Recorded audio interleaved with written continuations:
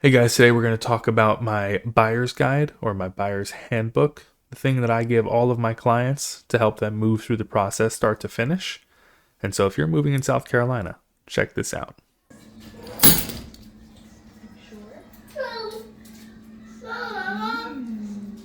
All right, so what I've done here is I've pulled up my buyer's guide. And so this is what I go through with all of my clients. This way they kind of know what to expect. Now, I don't expect everyone to remember the entire process the first time, but it's good that you hear it once before we ever start. This way, when we get to that step in the process, you at least know kind of how the process is going, what to expect, and of course, we'll revisit all of these things. Now, I've included a copy of this in the description. I may throw a QR code up here, but I'll try and make this as available to you guys as possible. This way you have it. Because regardless if you're using me as a realtor or not, it's important that you're in the know of what's happening and what's going on. It's my job to make sure I get you there.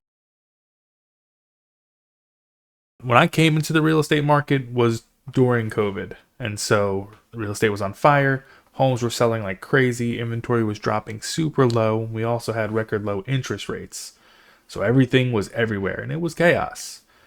Great time to start in real estate because things were moving, so you didn't have to be very good at your job to get business.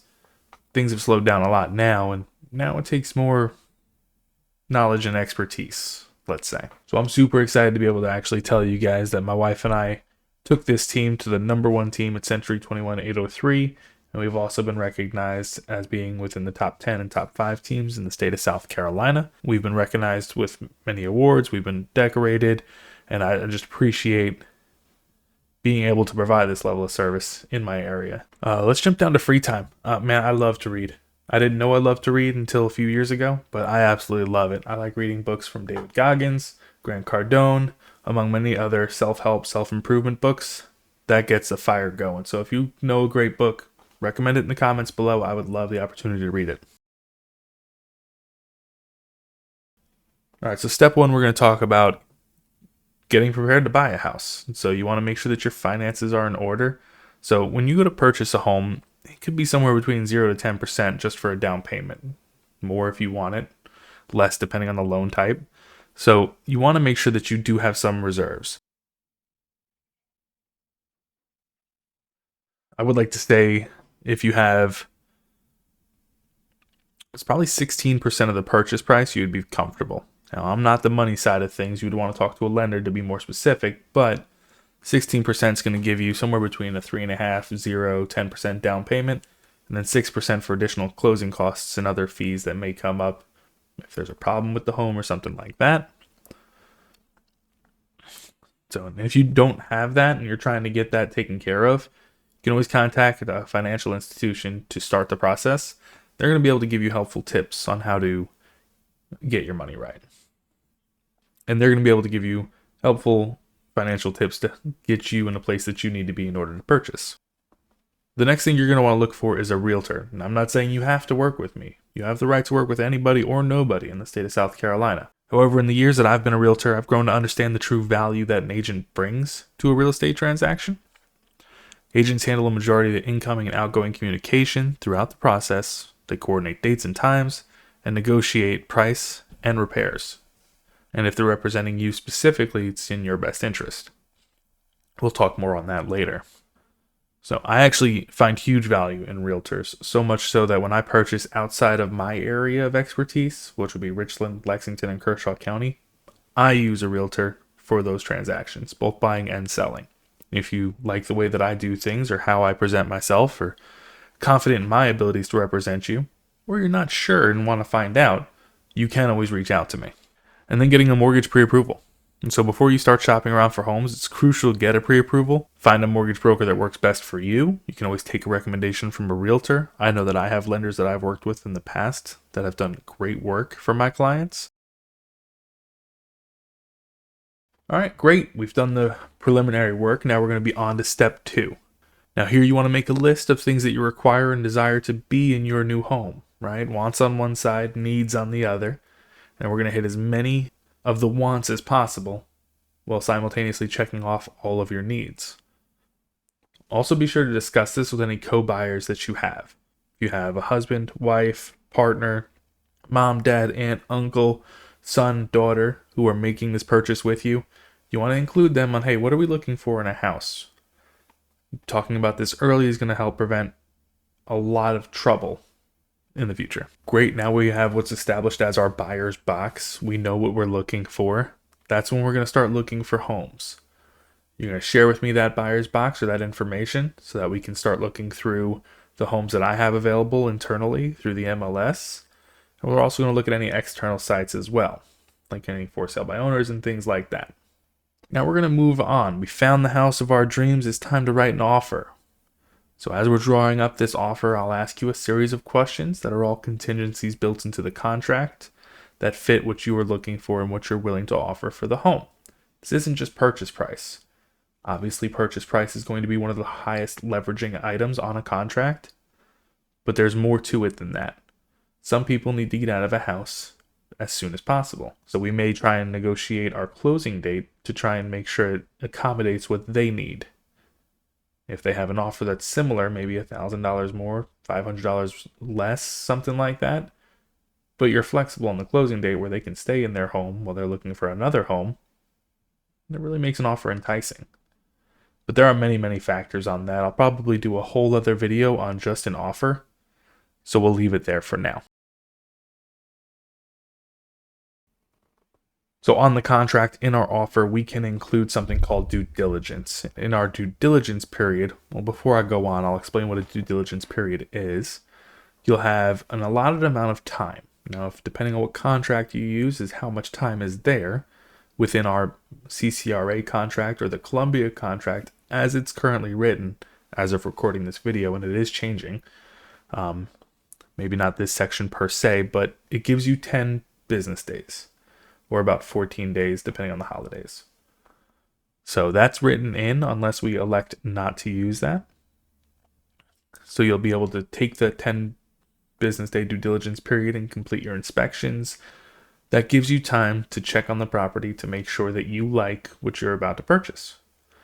And it also is a protection period too. So if the home inspection comes back, let's say we're purchasing this house for $350,000, home inspection comes back and there's leaks all in the walls, and you guys don't want to deal with it, well then you'd be protected under your due diligence period to be able to drop out of that contract and retain your earnest money. Now we'll jump into the appraisal. Oh, before I leave the inspection, I want to make sure you guys know, I saw this a lot during COVID. People were waiving their general home inspection in order to try and entice a seller. Well, yes, you can use that as a leverage. You can still purchase a home as is and have an inspection without the expectation of repairs. This home inspection is for you as a buyer. It's not so that you can ask for repairs, although sometimes it does lead to that, but it's for you to know what you're purchasing. If you have a car and you want to buy a car, but you don't look at it and it turns out it's missing the engine, you're going to be pretty upset. So very, very important, do your home inspection. Your realtor should be able to talk to a seller or a seller's agent to go into contract or at least enter a due diligence period without an inspection. And personally, if they don't, might be a reason for that. Okay, so the next thing we're going to look at is the appraisal. Now, depending on what kind of financing type, a lender may require an appraisal be done prior to loaning on the property. The reason they do that is because they want to make sure that they're lending you the amount of money that the home is worth. Now, just because the home may not be worth what you've agreed to in the appraisal does not mean that that home's not worth it to you. When the appraiser comes in, they're going to put a price that they feel is accurate for the home. But remember that a realtor is not going to be able to determine the true price of a property. An appraiser is not going to be able to determine the true price of the property. A home is valued at what someone will pay for it. And so given the circumstances, you may decide that you want to pay more than what an appraiser says. You may decide that you want to pay less than what an appraiser says. The appraiser is not indicative of the true value of the home to you. You may find value in a property. You might want this property for a specific reason and be willing to pay more than what an appraiser says. But a lender is not going to give you extra money because you want it. And then I also want to mention that if you are purchasing in cash, you can hire your own appraiser if you feel that's necessary. Some states use title companies. Some states use attorneys. South Carolina, we utilize attorneys, and they'll be doing the title search on the property. which essentially is just making sure that the title is free and clear and conveyable. Now, of course, there are stipulations to just about everything I've said so far and everything I'm going to say, but those are often on a case-by-case basis, and we're trying to encompass as much of the general as possible. So in the majority of the time, a general warranty deed will be issued through the purchase of a property. All right, let's talk about the next thing, which is closing preparation. We're under contract, we're at a due diligence period. There was an awkward amount of time in between now and then that we just kind of did nothing but wait. Right? And that's the lender working on the back end. They're making sure that you can qualify for your loan. They're checking all your numbers, checking on everything there, making sure that the appraiser gets their job done. Simultaneously, the attorneys pulling up title, going through abstract and things like that. They're doing their job. We may have negotiated repairs with the seller at that time, but essentially there may be a few days, if not 2-3 weeks or more, depending on our closing, where it's just been limbo. But now we're getting right down to the wire. Couple days, couple weeks before closing, we have our homeowner's insurance lined up. Now you want to make sure that you are shopping around for quotes, the same way you shopped around for a realtor, the same way you shopped around for a lender, the same way you're shopping around for your attorney. You want to get multiple quotes so that you can find someone who's giving you the best price. Now you may say, oh, John, I have this bank and they've taken care of me for so many years. They have my allegiance. I'm going to go with them. I don't need to check on anybody else. And that's great. And I'm so happy that they've provided a level of service that earned that loyalty from you. However, still not a bad idea to get a quote. You may be partial to using whatever bank or institution that you've worked with in the past, but they may give you a quote and then you get a quote from somebody else that's lower. If you still want to stick with this bank or this lender, you can pick that quote and say, hey, how come this company offered me this price? And magically the price gets reduced. It happens all the time. Shop around. I went off on a bit of a tangent there. We were talking about homeowners insurance. I'm sorry. So going back to homeowners insurance, there are a couple different brokers for insurance that will shop you as a client to multiple different institutions. You can utilize them. You can do it yourself. You can just blindly go with the company that you've always used. You can pair it with your car insurance. There's plenty of options out there. But you do want to make sure you have homeowners insurance when you have the property. You also want to make sure you're changing your address and utilities. If you're not sure what utilities are available in the home that you're looking to purchase, you can talk to your realtor. If you're not being represented, you can always talk to the seller or the seller's representative to get that information from them. Who do they use? There may only be one option in the area when it comes to water or electric, or there may be multiple options when it comes to internet or television service providers. Either which way, day or two before closing, we want to make sure that we have all those things in line, ready to go, so that we can go right in and move to our new home. And then probably sooner than all of those things, you want to make sure you start packing your old place, whether you're renting or moving out of a family home or maybe upsizing. Packing is important, getting your belongings together. I do have a video that I made that has some helpful tips on packing. I'll stick that right here.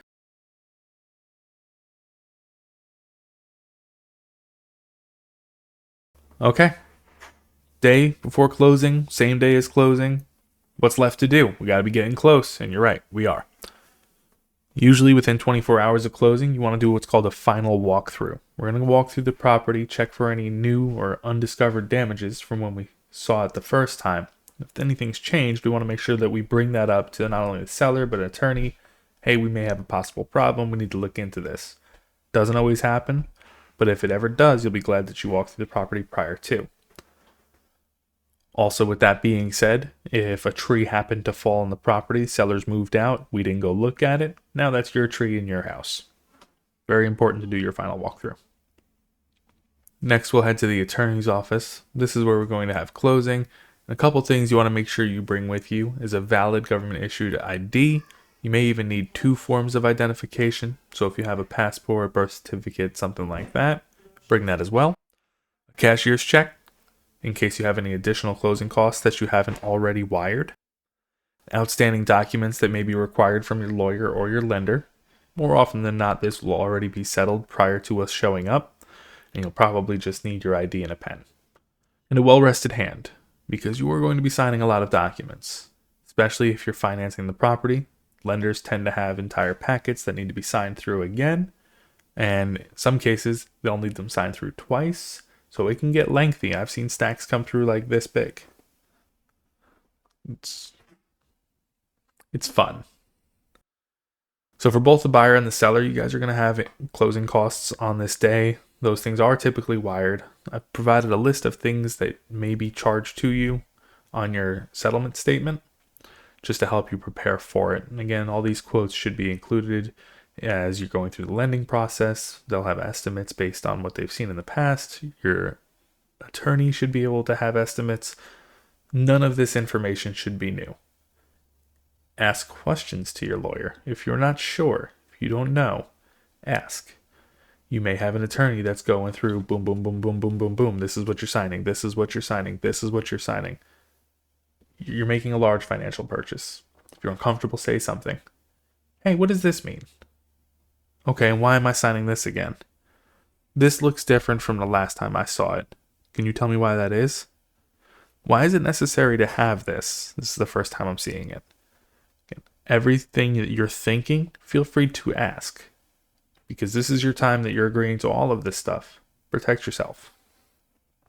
And then lastly, congratulations on your new purchase. You just purchased a home. This next page here is just going to be common mistakes or common misconceptions when purchasing a home. I'm not going to read through them because this is more than likely a spot that you guys are going to stop on and reference back to. One thing I do want to touch on here is the third one, which is buying a home with a listing agent. Now, this is known as dual agency, when the listing agent is representing both the buyer and the seller, which is legal in South Carolina. Now, we're going to jump into my opinion a little bit here. The fact that I tell you it's legal in South Carolina means that it's illegal in other places. Why would it be illegal in other places? Good, I'm glad you asked.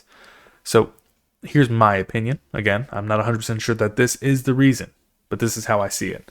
I have a buyer and I have a seller. Now I represent the seller. I've represented the seller for 2 months now. His name's Jack. Love Jack. He's great people. But I told Jack when I came into his home and said, hey, I'm going to do everything in my power to sell your house for the most amount of money as quickly as possible, and I'm going to take care of you and your family to the best of my ability. Jack says, Jonathan, you're the man and I love it. Thank you. I appreciate you, Jack, and we've started doing business. Now comes along Mr. Buyer, Joe. And Joe says, Jonathan, I'm looking for a home. Here's what I need. This is what I have to work with, and I want you to do everything in your power to be able to get that for me. I said, absolutely, Joe. I completely agree with you. I understand. I'll do everything in my power to make sure we get you the best price. Well, now I've just promised Jack the best price and Joe the best price. And I can't confidently negotiate between Jack and Joe because I'm trying to get the most amount of money for both of them, or save them the most amount of money, or get them in a certain time frame. I have insider information on both of them, so no matter how neutral I try to stay in the transaction, people have favorites. Think about your kids. Which one do you think about first? That's your favorite. So I do not do dual agency. I don't understand why it's legal in South Carolina. My moral compass doesn't resonate with it, so I don't recommend it. Now, if you do, it's your decision. We're going to move right along here, and this is the last page here. So, little shameless plug with my beautiful face one more time on camera here. Let me know if you need help finding your new home. I appreciate you guys hanging out with me as we went through this consultation. I hope you found it informative. I'll provide links again in the description below if I hadn't already said that. And give it a like if you like this kind of content. If you like sitting down talking about some of the stuff that I talk about my clients with. Did you find it helpful? What questions do you have? You can always reach out to me. If you're looking for assistance, you can always contact a member of my team or myself via the link in the description below as well. And as always, like, comment, and of course you can subscribe if you want to see how I move in South Carolina.